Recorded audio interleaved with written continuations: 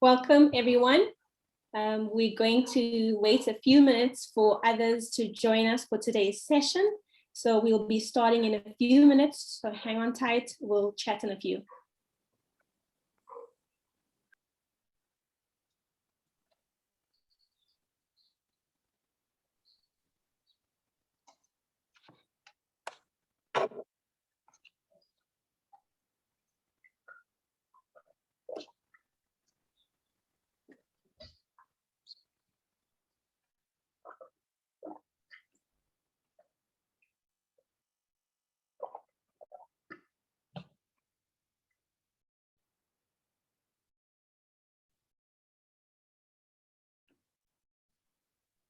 Shingiwe, I think while we do wait, you can ask the attendees that are signed in just to pop us a chat to let us know who they are and where they are from.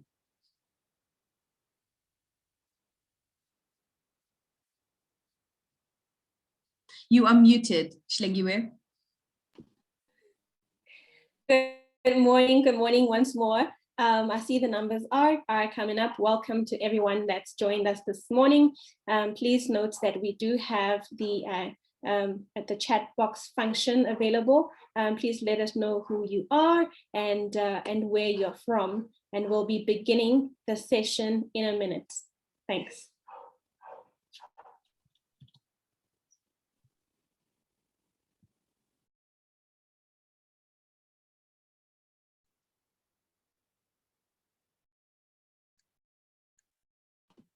Welcome, Dina. Welcome, Dina.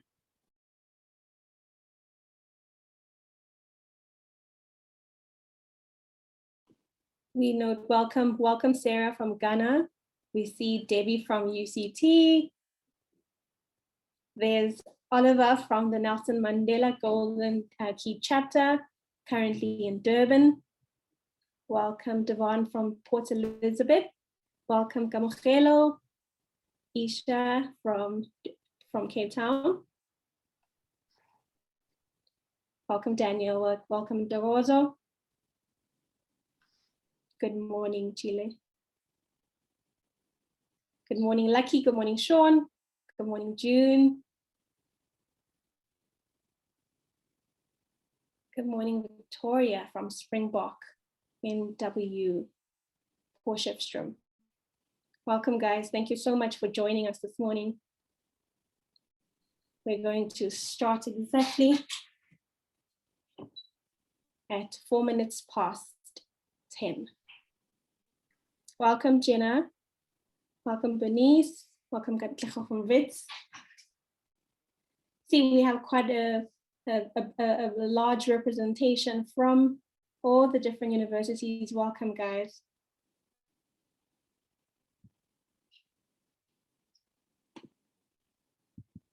So let us begin.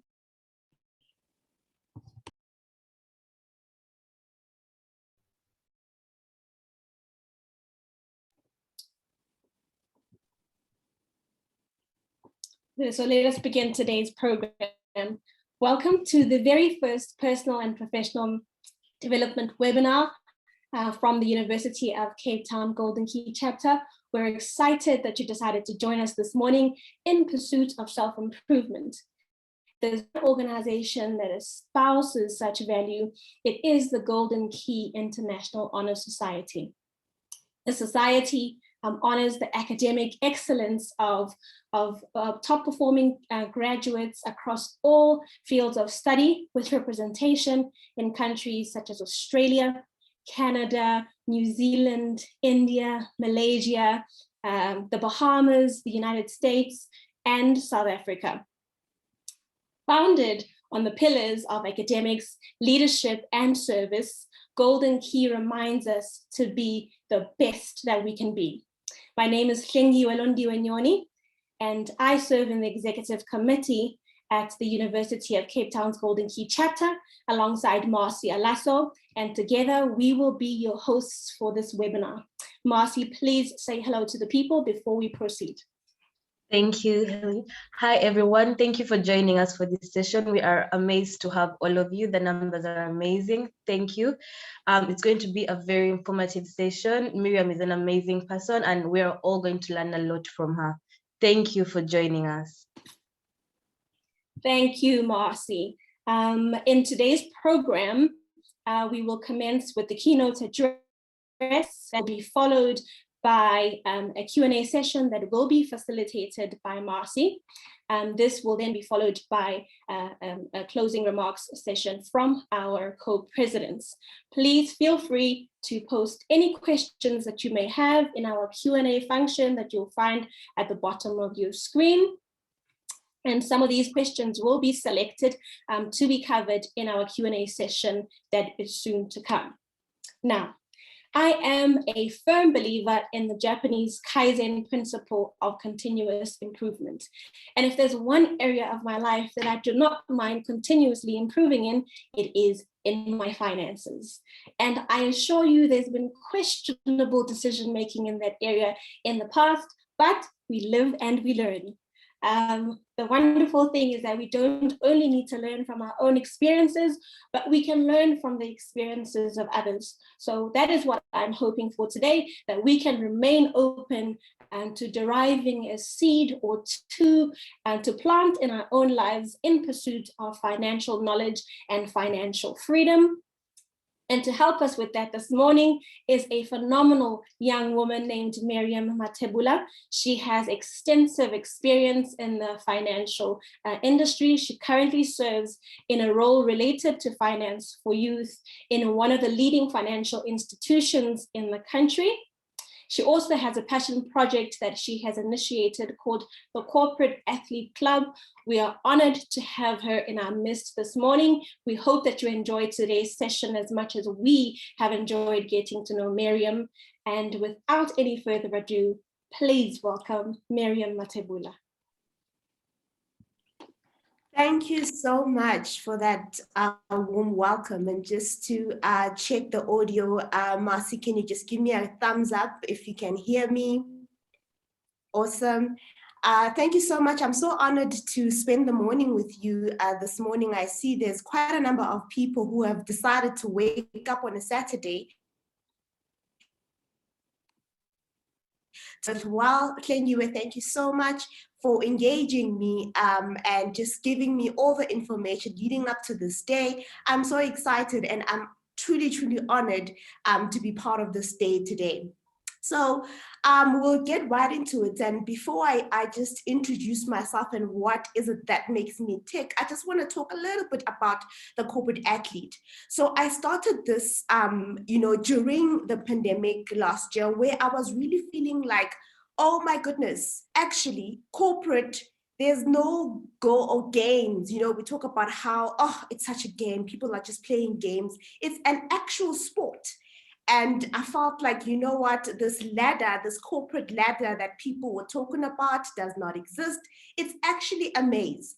And it's very difficult to navigate it, given all that's happening. And I found myself, in during lockdown, at home and just asking myself, so how are you expected to navigate this maze? You know, when you're at home, when no one is seeing you, when you're feeling all these emotions from the lockdown, how do I actually get ahead? As ambitious as I am, how do I actually make sure that I get to the top? And I started to think that there are many people who are probably thinking like me. So I started this club to really, foster this positivity around corporate, because again, there's lots of negative things around corporate, but I mean, corporate SA employs about 10 million people. It's dropped now because of lockdown. And so 10 million people can't necessarily start businesses all at the same time. So we have to find ways of navigating corporate like a boss, like our because today, I mean, we are really talking about finance. I really want to get into that. But before that, the one greatest of all time basketball player that I like, that's on the next slide, Kobe Bryant. I mean, he lives and created a mentality that is the Mamba mentality. And if we would just go to the next slide, Klengi, it's something that I like. And the whole corporate athlete is about, looking at what is it that sportsmen and women do on the sports field that we can learn from and apply in the office. And if you would ask any athlete, they will tell you what they do and how they keep themselves motivated in order for them to be number one. It's not automatic. And so in the corporate world as well, it is not automatic, and therefore you need a purpose and something bigger than yourself to really hold yourself against. And the quote, I'm not sure if you're seeing it on your side, but I'm not seeing it on mine. It says, it's a constant quest to try to be better today than you were yesterday. I mean, Klengi said that in terms of finance, she is always trying to improve. It means to be able to constantly try to be the best version of yourself. And this is in different areas, whether it is corporate, whether it is finance, just your relations with people, there's room for you to grow every single day.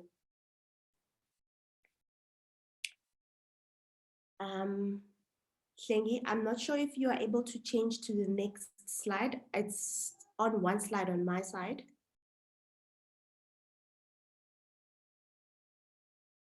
Okay, so I'm on the I am Miriam Matabula slide. Which one are you seeing? I'm seeing the first slide too. This is still the first slide. Yeah.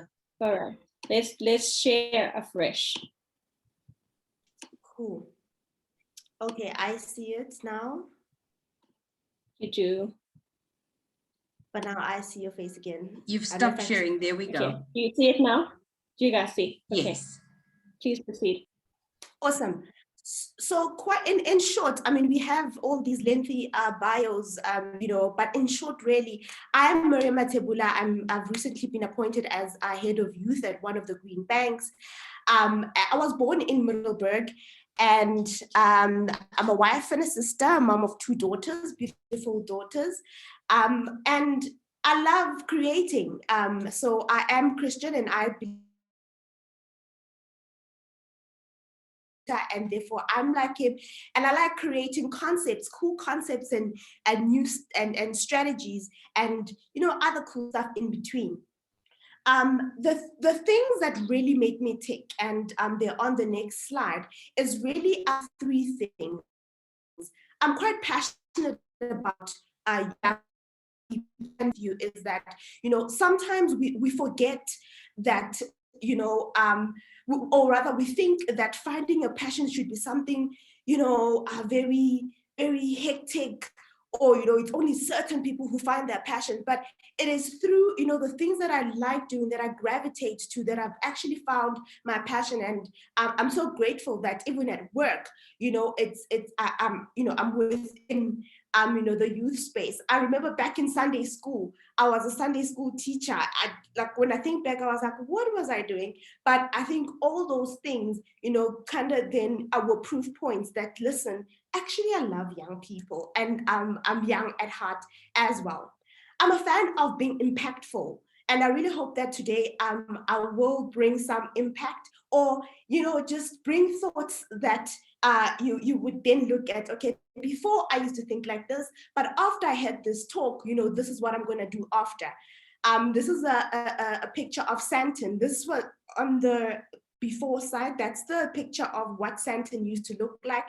And, this is what it looks like today. So I like walking into a place, understanding what is the problem to be solved, understanding, what is it, that needs changing. And then when I'm done, I would love to see results. A short story about myself, my first ever, not first ever, but my job after my graduate program, there was a report that took 4 hours to put together. For some reason, I do not know why, but when I left, that report took 10 minutes to do because I automated and made sure that, things are efficient.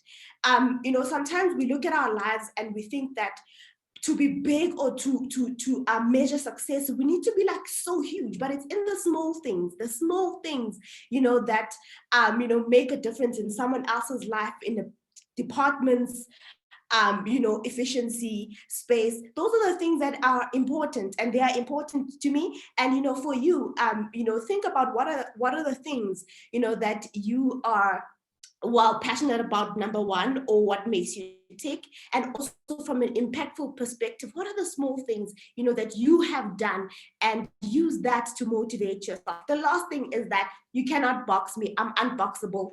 Like, leave the box out. I'm multifaceted, and as human beings, we tend to go through. Then you need to go to high school, then you need to go to varsity, you need to study accounting, and then you be an accountant. I've realized that life is not about that. I've got so many talents, and as human beings, we generally do, and you're starting to see the gig economy, or you're starting to see people chasing their passions and actually making money from their passions. And so I'd like us to really think outside of the box and stop boxing ourselves, stop boxing people, because the power lies in you actually using all the talents that you have.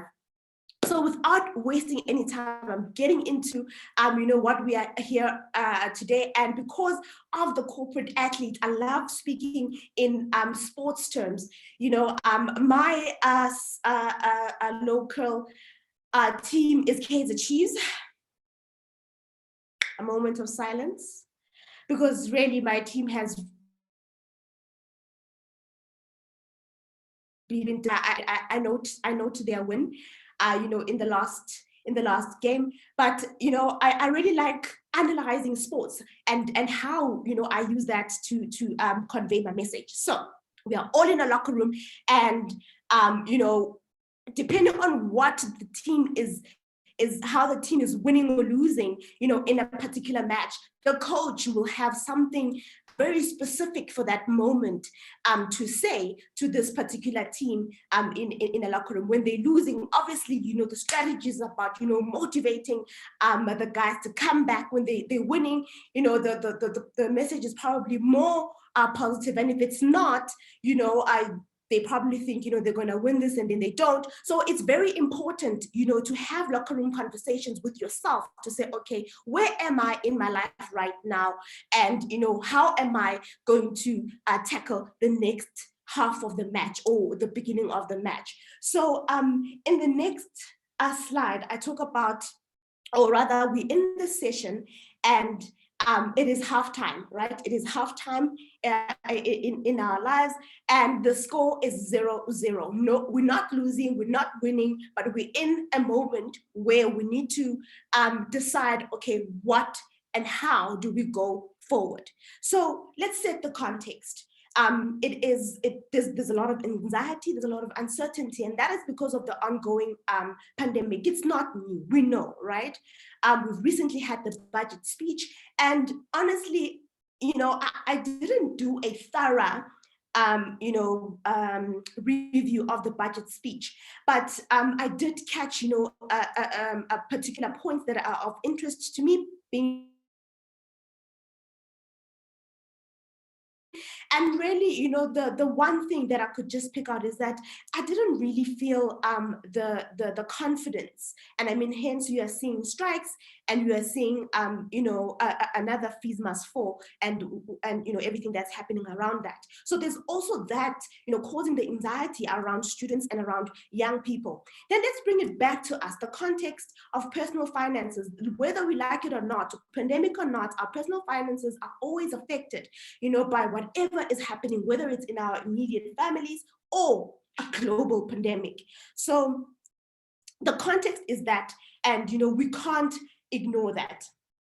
So in the next slide, I'm really just saying, okay, what are the money sentiments? And I was reading a Cantor report that summarizes this, right? It says 80% of South Africans believe they need to be more proactive about their financial planning, of course, because 2020 showed us flames. It showed us that, you know what, you can have a job today and nothing tomorrow. And obviously that trickles down to students or to everyone, because if mom lost job, what happens to, my finances? What happens to my allowance? Businesses are cutting down on costs. They might be cutting down on bursaries, and therefore we are affected. Therefore, South Africans are saying, actually, we need to be more proactive about financial planning. And the three money sentiments are really around saving money, reducing debt, and sticking to a budget, right? Whilst everybody wants this, and I'm sure there's people here who can relate that I want to save more money, I want to reduce my debt, and probably you will be meeting more debt when you getting into the workspace, because the first debt you probably ever have to worry about is your student loan. And it's like, oh my gosh, guys, it was so hard to just get this degree, and now I must face, paying it off. But that's the beginning of adulting 101, if you haven't already experienced adulting. However, I don't know if this is a good thing or should make us feel good or bad, but the truth is, in all these three things, more than 60% of people are actually unable to do this, even though it's something that they want. So what I'm saying is that don't feel alone. It is not, you're not alone, in this situation in terms of how you think about your money. I just want to shift to the left of the screen where the quote says, money and I have one night stands. We don't know what that is, right? I cannot hold on to money for long. Much as I love the idea of saving or having a long-term relationship, there's always something I will find to spend on. So this is like a general sentiment, that people have, that money, sure, once I have it, it's gone, even when I want to. So how do we do it? Now, next slide, we talk about the game plan. Remember, we are in a locker room, and before I actually get into the locker room, there's this quote that I saw, or somebody said, who was actually analyzing the budget speech, and they said, if you don't have a plan for your money, somebody will have a plan for you. And that is true, whether you like it or not. And this could be in the very smallest of things. When somebody says, friend, let's go out for coffee, they're already suggesting a plan for your money, and we should be very vigilant in terms of our money and very intentional about it. So what's the game plan? How do we get into them? Now, let's talk about the good old budget, right? And I'm not talking about having one. I am praying and hoping that in this day and age, after such a pandemic, we all have a budget. I'd love to ask who has a budget that's set, and you can pop it in the chat and just say, and it's okay. I mean, it's a safe space. If you don't have a budget, it's okay. If you have a budget, just pop it, whether you have a budget or not, just pop it in the chat and say, I actually do have a budget. I don't have a budget. But what I'm talking about today is really sticking to one, and not the one in your head. One of the money mistakes that I've made was having a budget in my head. I had an illusion that I have a budget, but it's actually in my head. And I'll talk about, oh yeah, no, this month I'll budget for this. My budget says, but the budget actually doesn't exist until you write it down, my friends. It's not a budget. And the second thing around a budget is taking your bank statement and actually comparing it to your budget, because that's the proper way of budgeting. Because you can say that you have a budget, and you kind of know what you're spending on. You've actually written it down. That's great, tick. But when you look at your bank statement, it doesn't correspond to your budget. So how effective really is your budget? And you can maybe do this over whether it's a monthly thing or after 2 months. But I think I would implore you and really just encourage you to always check your bank statement against your budget. I like this rule of thumb as the next point that says you can look at your budget in a way that speaks to the 50-30-20 rule. 50% of needs. So there are things, and I like the fact that it's in percentages, right? Because we often think that people with a budget are supposed to be people with a lot of money. That's the biggest myth that you know we just need to kill. And before I continue, I just want you to look at that quote on the side there that says, we don't rise to the level of our expectations, we fall to the level of our training. What that means is that in a time of a crisis, in a time of a serious thing like understanding your finances, we're never gonna you know, act in a way that we aspire to be. Ourselves to be. So if you want to be an excellent budgeter or excellent with your money, you need to train, and the only way you're going to get there is if you know you've trained yourself to do so. Because we want to be better version of ourselves, but in a time of crisis, there's no way we can be the better version of ourselves if we haven't trained for it. And so on that point, I want to make that it starts with what you have, or start with what you have. It does not mean that you need a lot of money to apply this rule. Do I apply this rule? Maybe not, you know, not all the time. But the fact that I know that it's there, and I can sort of try to really, when doing my budget, think about this, helps me to get there. And there's another thing, right? Being intentional about your money is progressive. You don't just wake up and you're good with your money. It's something that you need to be in a relationship with. Remember that one night stand? You need to start building a longer term relationship and not be hard on yourself. So I like the fact that, you know, budgeting doesn't mean that you don't have to have nice things. I mean, we like nice things, but it just says, plan for the nice things. And if it's not planned in the nice things, number one, your bank statement will tell you that, listen, you spent on this, it was not on the budget. But, you know, 30% goes to your wants. And one thing, the last point that I want to say around this is that, you know, in the research and the studies that we are seeing, something like black tax is creeping up from being a want or something that you want to do, but something that you need to do, you know, because whether you like it or not, you know, there's people who are up to you to help them. So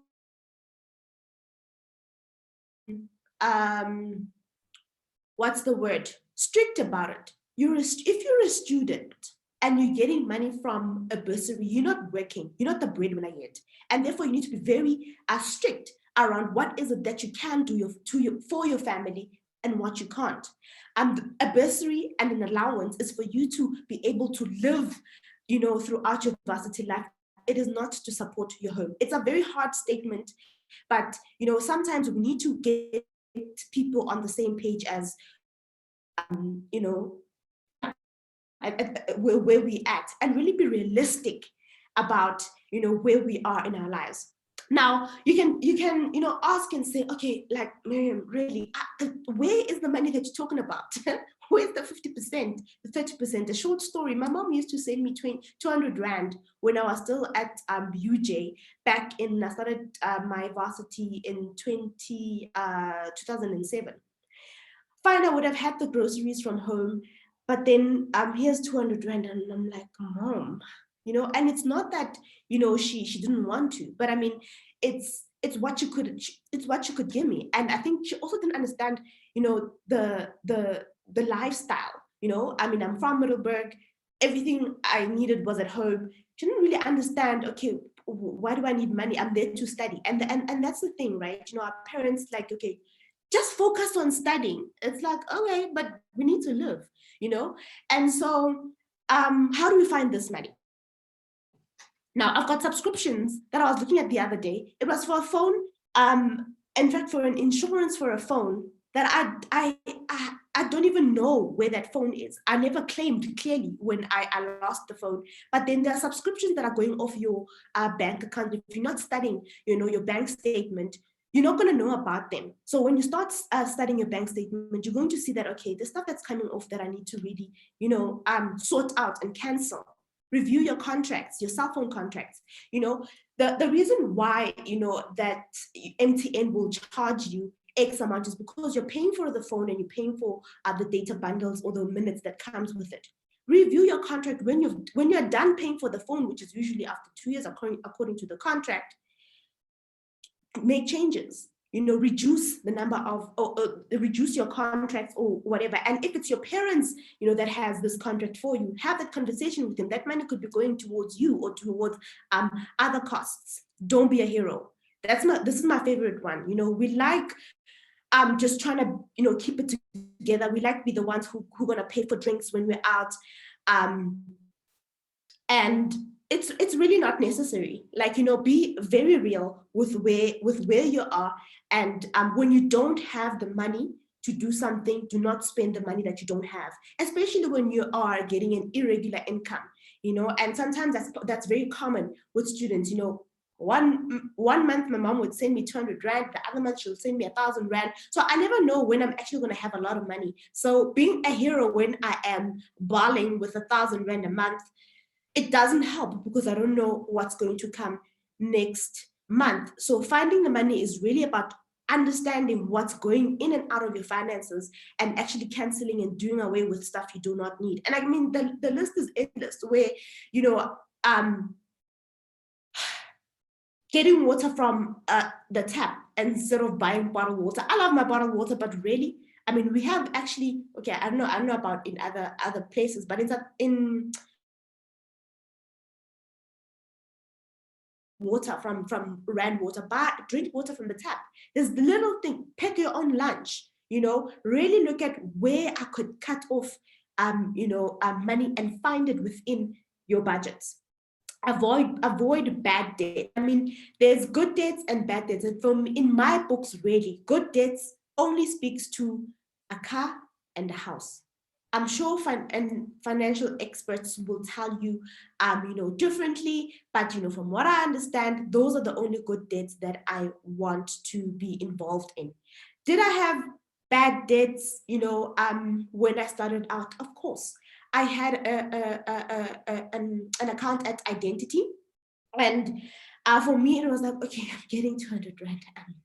I might as well, just find ways of, looking good when I'm on campus. And so I opened an Identity account. But it was also, because of the thought of, oh, apparently you need to have some form of credit so that you can be able to get debt financed when you want a car later on, which is somewhat true. And there's this theories of scorecard, which I'll probably get to later if we have time.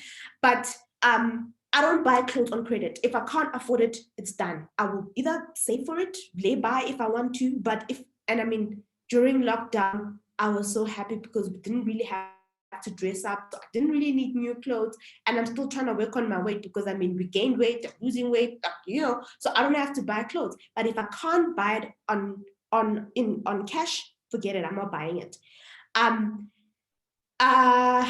This is something that I obviously had to learn over time. After my Identity account, I also outgrew the whole, that time I outgrew the whole Identity look. So I closed it. As soon as I could, I closed it. The furniture in my house is cash. I don't buy furniture on credit. I'd rather save for it. And I remember, we were having Christmas the first year we got married, my husband and I, and his family was coming over. And I wanted this couch that we still have today, which we've refurbished, by the way, to make it look fresh. It was white. We've got kids now, so it's another color, which is something else, that we can use to save money. Refurbish what you have, and instead of buying new stuff. So his family is coming over, and we don't have a couch. And I'm like, please, can we buy this on credit? Where are people going to sit? And he was like, we are not buying a couch on credit for people who are going to come one day, eat our food, and then they're gone. And we are stuck with the debt for years. No.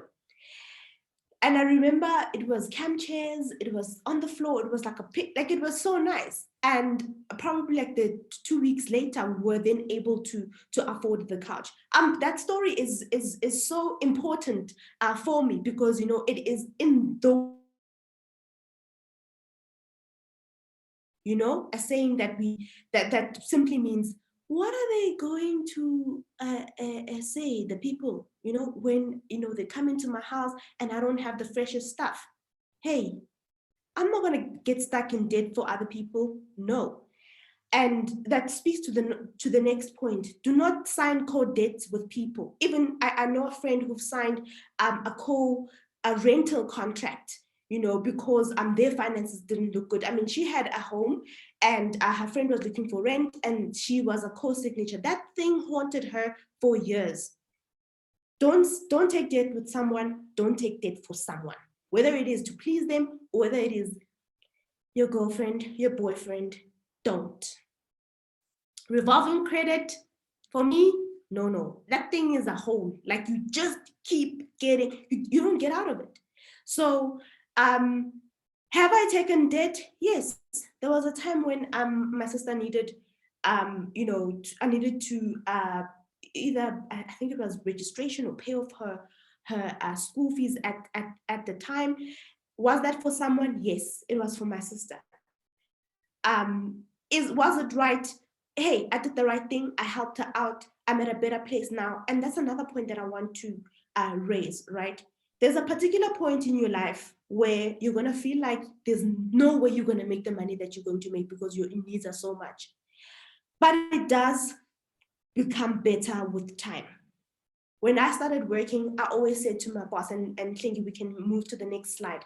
I used to say to my boss, how are you able to go on an overseas trip every single year? There's no way I can get there. And she's like, Miriam, it gets better with time. You get smarter with time. You build a relationship. And I want to say that always approach your budgeting and your relationship with money from a place of abundance. Because we are always told that there's no money. At home, it's always like, there's no money. Like, you know, so that has grown in us that we don't have money and we'll never have money. Approach it in such a way that you're saying, there's actually abundance. There's lots of ways that I can get to having money. Therefore, approach it from a place of abundance. I'm going to go through this very shortly, and I think I'm almost done. So there are 3 financial plans that I came across, and I really like them. And you know, they're kind of very long-term, right? And as young people, we often want something that's going to work now. And this is not even just young people, everyone, you know. We want something that's going to work now. But what I like about, you know, investing, having a financial plan, when you are younger, you actually add an advantage because of one thing and one thing only: compound interest. You know, the longer you save, the more, you know, you will get, or the more your money will be worth. You'll see here, I've indicated years and none of them say months. And before I get into it, and let me just quickly, you know, get this out the way. I don't understand Forex. I don't understand Bitcoin. And my advice always is to say, and I'm not a financial advisor, just by the way, so please do seek financial advice. My advice, right, is that if you do not understand something, don't get into it. If it's too good to be true, it probably is. Am I saying Bitcoin and Forex are not good? That's not what I'm saying. I'm saying I don't understand. And I will never, if I ever try, in fact, I did, I downloaded Luno, try to understand what's going on, what's happening.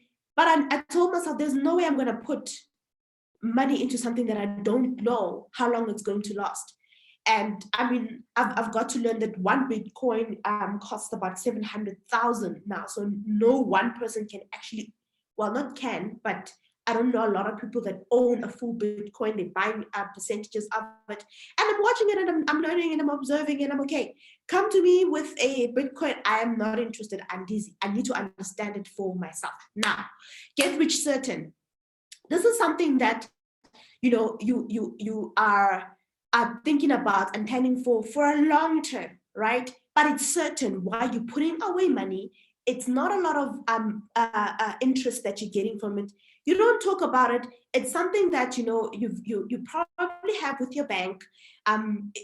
It's not too hectic, right? You're getting 5% from it, but you have a 30-year plan for it. It could be your salary, you know, that you are trying to improve over the day. It's certain. It's something that, you know, your plan is around, you know, something that you know is certain. It's boring. It's passive. It's okay. It's for when you retire. It is really something that, you know, you don't have to think about today. And I'm not talking about 10,000 Rand in, like, I'm talking about 50 Rand, because that's what you can afford, but it's going in an account that you don't have to think about. Get rich smart is now you then getting to understand and getting to know that, oh, okay, this bank is giving me this interest rate, and this market, you know, is this, it's it's giving me this interest rate. It costs this much. You know, there's apps out there that talk about you know, shares. You are playing in the stock market, but you're learning about investing and things that have already been there. And, like, you know, the big three that people talk about, it's really stocks, it's business, and it's real estate. Right? Those are the things that, you know, you start really understanding it. By real estate, I mean, there's many categories. You can either buy into a property fund, or you can buy property that you use as you know, something to invest in. But it's really a 10-year game. It's something that you're not also wanting to get something from it today. Then there's get rich fast, and this again is not months. It's between 5 to 7 years. You know, what is the money that you're putting away? But this is more intentional. Right? And again, it's something where you're looking for a high interest rate, and also could talk to actually your savings that are long term. By long term is really you know, just a year, but, you know, when you've dipped into those savings, you repay back again. You're looking into that you can double quickly. Last words. Really, we are in that locker room. We're about to go onto the pitch. We're about to go into the game. What do I have to say to you? Forgive yourself for your past money mistakes. It's okay that, you know, you were not budgeting the right way. Seek ways of doing it better. Save from what you have and start now. You have the time. You know, we often think that, especially when we're younger, we don't have to. That's when you have time. When you're older, you don't. Create habits that force you to save. I have a debit order. Before I even know what my salary is like, there's a money that's already gone into my saving account. Have a real budget, especially if you have irregular income. Invest in yourself. That's a very critical skill, especially in nowadays, right? Increase your earning potential by, and I mean, we can get into, you know, things like that in terms of how do I make money, but really companies are looking for new skills now, and the new skills talk about, you know, copywriting, digital marketing, and, you know, there are things that, you know, you can do outside of your specific not industry, but outside of your discipline. So whether you're in medicine or whatever the case is, just teach yourself about something else that is outside of that. Educate yourself about investment products. Like I said, don't invest in something that you don't understand. There's no quick wins. Create a long-term relationship with your money. That's it from me. I go by the name of Miriam Matabula, the corporate athlete on our socials. And those are my social handles. That's my website. You can join the club. The club, really, what I'm doing right now is every Monday, 8 a.m., I send out an email around just my thoughts around career, which is my passion. career, finance, and wellness. And I have a quarterly magazine that I drop, and there's a magazine that's coming out also just featuring people who are doing the great work in society. That's me. Thank you so much.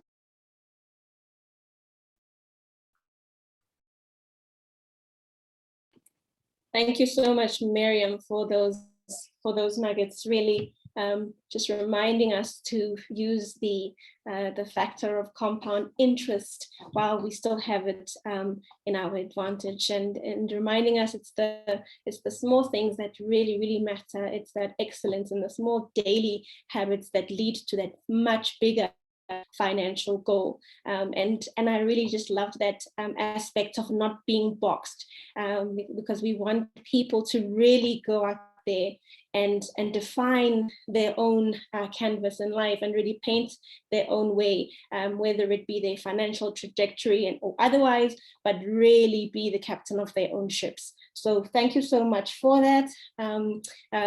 Marcy is currently going to just take over with some of the questions that we received over the week and some of the questions that we received this morning. Marcy, please take over. Thank you. My camera is off. Natasha, could you please help with that?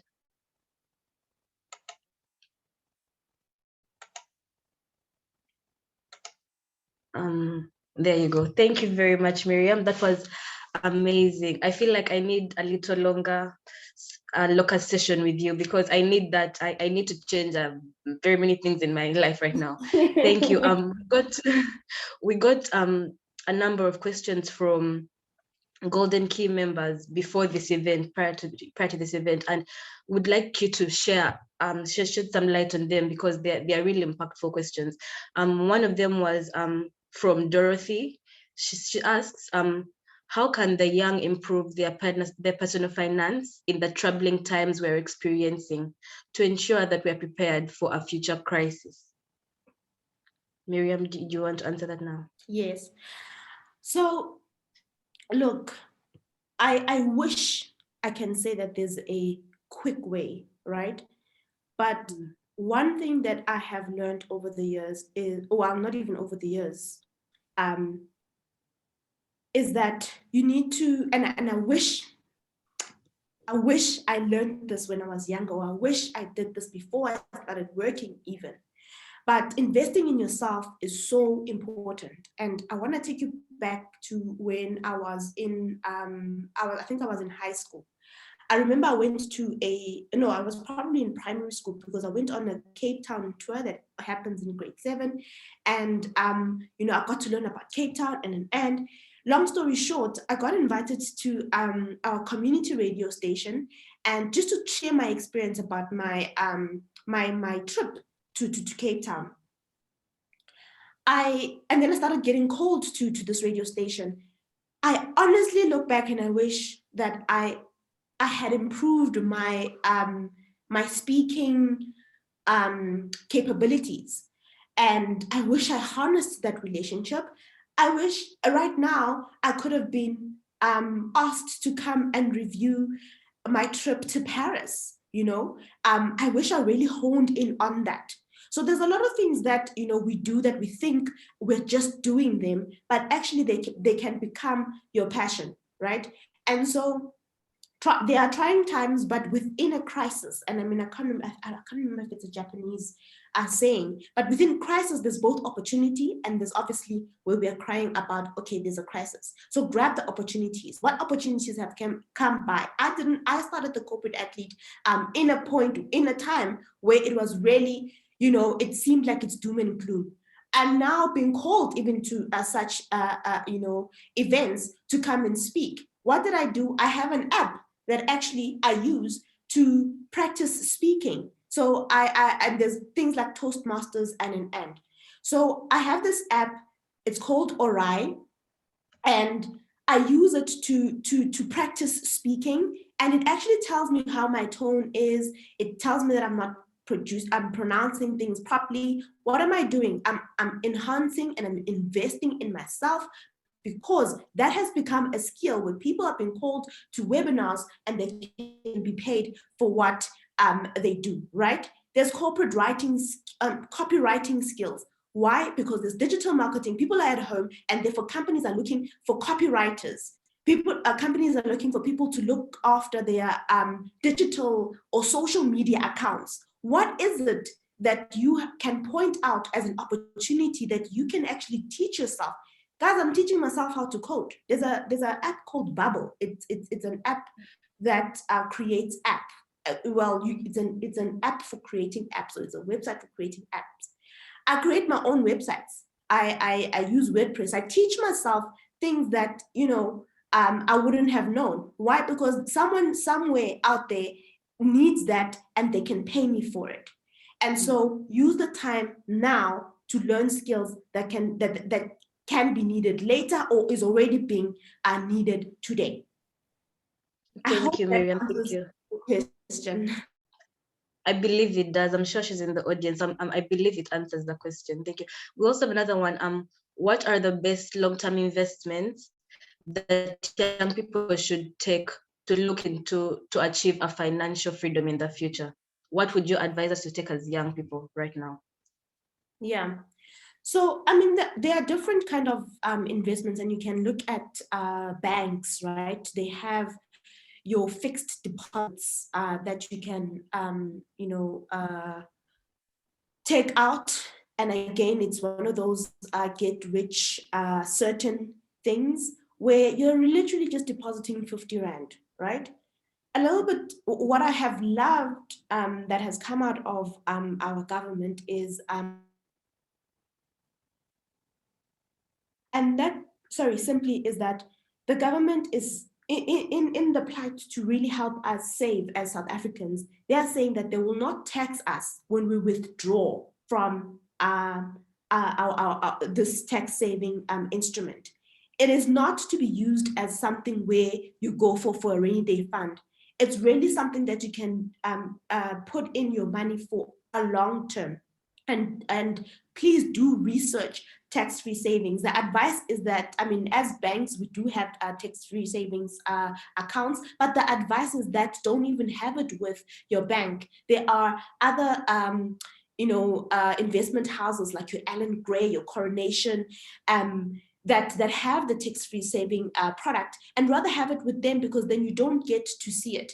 And what that really means, right? And because I like this topic, what it simply means is that how it works, the maximum amount that you can save a year is 36,000, right? As a person. But you can save a minimum of 250 to 500 Rand, because depending on who you take it with, some people require you to, take out 500 Rand as a minimum, some it's 250. So you do your research, who, at the time that you want, to take out this tax-free saving, who would you go with, depending on your needs, right? And this can seem like, okay, only 36,000 per year, 250, are you sure? So a small calculation is that in the next 14 years of you doing this, right, you could have put away about 500K. But because of compound interest over 14 years, your money will be worth 1 million. So when you actually then retire, you then have more, that you've saved for. And the myth is that as young people, we say, no, young to start thinking about our retirement plan, or I'll start planning and saving through my employer, for my retirement plan. So when you really start to think about long-term saving investments, you need to think about the fact that I need to start now. I need to start with what I have, and the best in the market right now is a tax-free saving account, because you're not going to get taxed when you take out your money later on. Thank you very much for that. In the chat, we're having people say, want another session, we want this topic again, we need more guidance from you. This was very informative. Thank you very much for that. I think that's a wrap for now, because we're running short of time. We can end there, and we believe that this has really helped all of us. We have learned a lot. Thank you very much, Miriam. I'm going to go back and, change my lifestyle. Helen, do you have anything else to add? Thank you so much for that Q&A session. Some of the questions that we were not able to respond to, we will still share with Miriam, and any information that we're able to collate together, we will still share through our social media platforms or via email. So please just look out for those social media pages, and we may be in touch with some of those responses. Thank you so much, Marcy, for running the Q&A session for us. And a ship is not quite the same without, captains, and our co-captains are Kristen and Dooley, and they will be leading us in terms of our closing remarks and any commentary that they want to share with the team. Thank you. Please take over, Dooley and Kristen. Thank you so much, Lingiwe. First of all, I just want to give a huge thank you to Miriam for taking the time out of her day to come and speak to us, especially on a Saturday morning. And I can say personally, for me, it has been very worthwhile to just sit and listen to you and hear from your experiences and your expertise. And definitely, I also need to start making small changes to my life and how I sort of budget. I do have, as you mentioned, a mental budget is what I would call it as well. So definitely starting to build that relationship with money. And I think what stood out most for me from what you said was sort of starting to research and really looking into your big life purchases when you get older. So things like buying a house, buying a car. And one thing that I really enjoy doing just in my spare time is sort of, looking into those things, looking at if I were to buy a certain car on credit, how much would it cost, in the long term, not just in, the actual price of the car, but if you have to pay insurance, if you have to pay back your loan on that car with interest, with inflation, how much does all of that cost? The same with a house. These things are big investments. They really impact your credit score. Also learning in general how your credit score works, just those small things. And even if you just start looking around, if you buy a house in this area, how much does it cost? What are the options of asset growth in something like property? If you want to rent it out, how is the value of that sort of area going to grow in the next 10, 15 years? And sort of looking at, where you think you want to be in the next 10 years, because we are still quite young, and seeing what sort of things are you looking at, what is achievable for you. And I think also what you said about, starting to invest early and looking at the sort of taxes and how taxes work and inflation and understanding how those things affect your lifestyle. And as you said, it's in the small things, and it's in building that relationship with your money and starting at a young age to put money away and to look at where you can sort of put your money in these investment vehicles that will allow your money to grow, even, if some of us haven't started working yet or we've just started working. And one thing that I plan to do after your session today is to look at what sort of free personal finance courses are available so that I can start learning more about budgeting and, really planning for the time ahead and looking at the different investment vehicles and the risks involved, and then the time horizon, how your income redistribution works. Because even as I've done quite a lot of finance, but it is corporate finance, and I realized at first I thought, this will help me with my own money, but it's quite different to personal finances. So it's a whole different field, and it is something that's very important. And there is a whole lot of information, just Googling simple things, watching short YouTube clips on how things work. I think even though it's something I've only started really recently, I'd say since December, it's really opened up my eyes to how important knowing what you're getting into is, as you said earlier, like knowing not to take loans for people or co-sign on things. because the financial implications of that, we don't often know. When we get into these things, we kind of just say, oh, I need this loan, so then I take out this loan, and we don't realize that we have to read the small print, that we have to take the time to really understand what we're getting into with this loan. And as you said, there's a lot of ways that you can start making money. And I really like how you broke down the different, the 3-year plan, the 10-year plan, and the different time horizons that we have. And I think it's really important for people around our age to start looking at using this time to learn about these bigger life purchases, even if we don't have the money for it now, or it's not something that we're looking at specifically getting into in the next 5 to 6 years. Just learning how these things work and sort of looking at that, so that when the time does come for us to get into that, we're not, shocked and overwhelmed and all these sort of confusion and things come over us. So that was a huge thing for me. And then another thing that I just wanted to touch on was what you also mentioned about a lot of South Africans not being able to save and the relatively low national savings rates. And because I'm an economics student, so I have been able to learn a bit more about macroeconomic theory, and what it shows is that in any country, if a lot of people save in a bank, it means that banks can lend more to businesses for them to invest, which means that they can hire more people, which improves, citizen welfare, and it grows the economy. And something that we saw with COVID-19 is it really impacted a lot of businesses' ability to survive. A lot of people were retrenched because the company just couldn't afford to keep them. And particularly in South Africa, which is quite an interesting case, I think there's a lot of South Africans have a very complicated relationship with money, and there's a lot of reasons why we have a low national savings rate. A lot of people don't make enough money to even be able to ends meet at the end of the month, which is a whole nother discussion that people can get into. But a huge part of the reason why we don't have a very high savings rate is also because a lot of people just have very inadequate financial literacy. And that is, it's a really big problem because people don't understand the basics of how money works, how financial institutions work.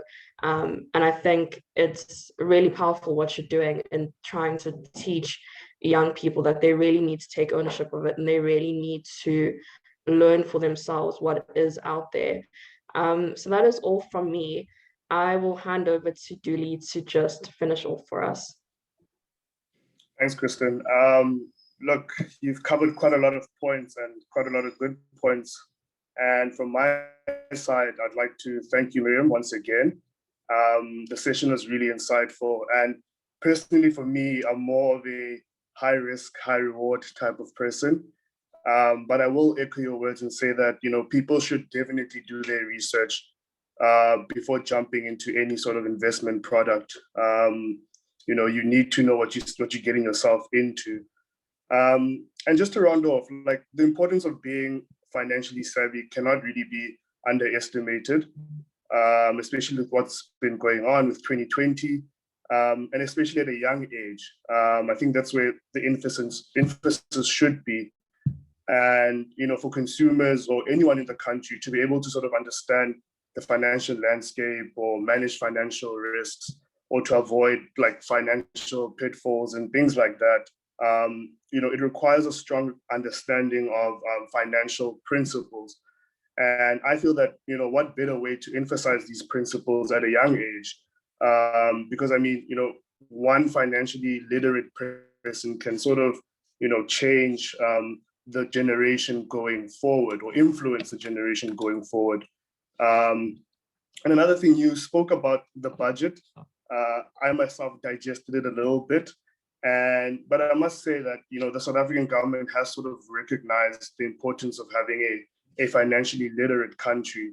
And I think it was this time last year where the National Treasury, the FSCA, I think, and other stakeholders, they rolled out what they called the Money Smart Week South Africa 2020 campaign, I think it's www.mswsa.coza.co.za, which was a campaign aimed at empowering South Africans to become, better educated about their finances. And the great thing about it is that it took a national collaborative approach, and it sort of expanded to a variety of industries, including financial institutions, NGOs, public benefit organizations and companies, schools and universities at large. But as I mentioned, yes, the emphasis needs to be among the youth, and particularly in the South African school curriculum, because we've heard a lot of school experts or education experts call for like major changes in the curriculum. And others have suggested things like robotics and coding, things that complement the fourth industrial revolution. But I feel that on top of that list, financial literacy should be a major focus area, especially, on the whole agenda of nation building, and if you want to build an e-skilled economy. But thank you so much, Miriam. Thank you so much for that insight and commentary from our co-presidents. Just our main mission with these workshops is just really to bring to you pertinent knowledge related to various topics, to equip you as best as possible to be the best version of yourself.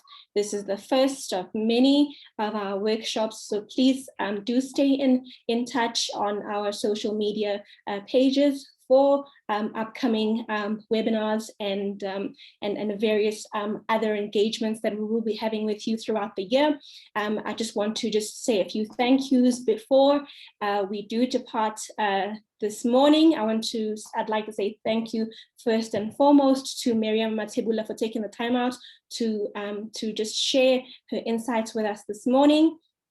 And then I'd like to just thank the Golden Key Southern Africa, and then specifically Raj for just being phenomenal in the organization and build up to today. Thank you so much for the key role that you played.